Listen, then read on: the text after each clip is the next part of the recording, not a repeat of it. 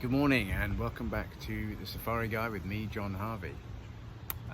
It's Monday morning, very busy weekend, very good weekend.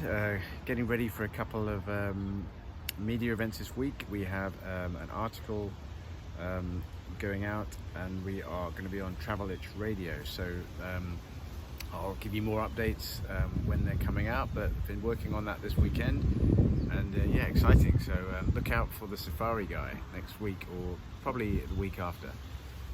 I wanted to get back to you, as I promised, with an update on Tanzania, just to give you a little bit of an insight on what it is that we do when we go on safari in Tanzania and why we love it. It's actually one of my favorite destinations.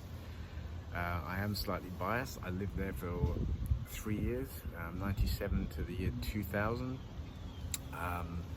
I've been backpacking through Africa, top to bottom, ended up in Tanzania, Dar es Salaam on the east coast, and my girlfriend and I at the time, we were both PADI dive instructors, and we decided let's stay here for a while. So we were diving the Indian Ocean, Zanzibar, Mafia, Pemba Channel every single day pretty much.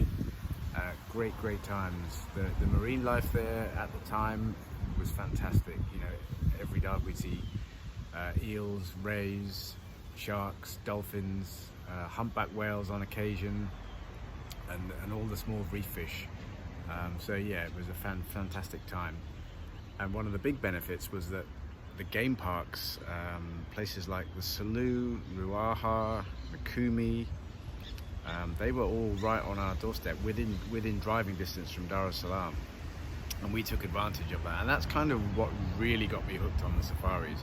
Being able to be diving in the morning in the Indian Ocean and then heading across to Mikumi National Park, spend a weekend there and see all the magnificent wildlife. It was really fantastic times. So Tanzania, I love Tanzania, the diversity of the wildlife, the scale of it. You know, I already touched on the Selous in southern Tanzania. It's the largest game reserve in the world, up until recently packed full of elephant. You know, they sadly suffer from severe poaching in that area. When I was there in the late 90s, early 2000s, there would have been 50,000 elephant there. I would say that number is probably a third to a quarter now, which is very sad, but there is great wildlife there still.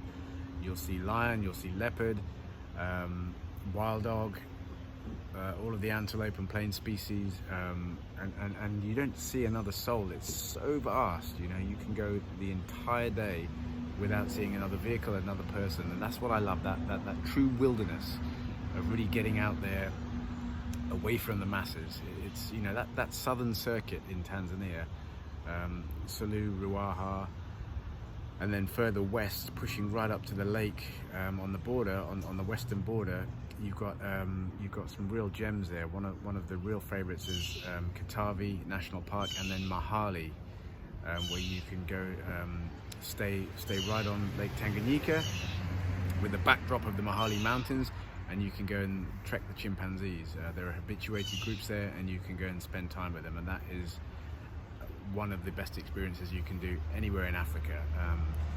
We booked a camp called Greystoke Mahali, operated by Nomad Tanzania.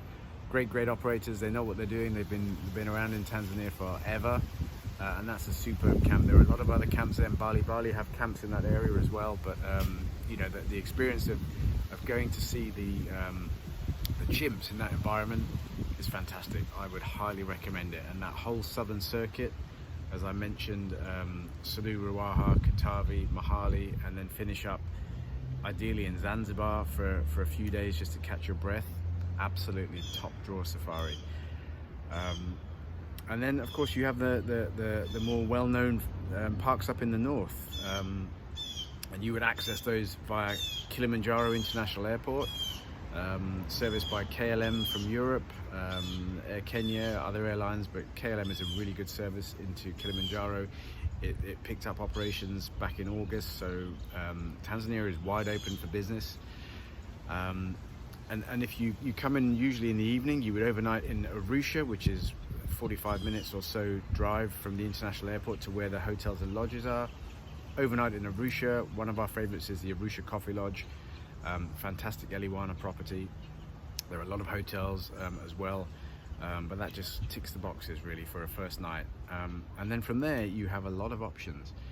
A typical circuit might drop you down into Tarangire National Park. Pretty undervisited in my opinion, but beautiful. Fantastic scenery, great huge big baobab trees, excuse me. And it's a great place to see elephant, leopard, especially in the dry season. The elephant congregate around the permanent waters further down in the park. And there are some superb properties there. So yeah, Tarangire for 2-3 nights, absolutely a must in the dry season, June through to October. And then from there you would head up towards the Ngorongoro Highlands, and I would always put in a stop in Lake Manyara National Park. Whether you drive through it, go down to the lake shore, have lunch, and then continue to the crater. It's a superb park, beautiful park, very small park, but again, the wildlife there is phenomenal, and the bird life as well. So yeah, Lake Manyara National Park is a must on any northern Tanzania circuit. Oh, I'm sweating today, it's even hotter, it's probably 90 plus this morning, but not complaining.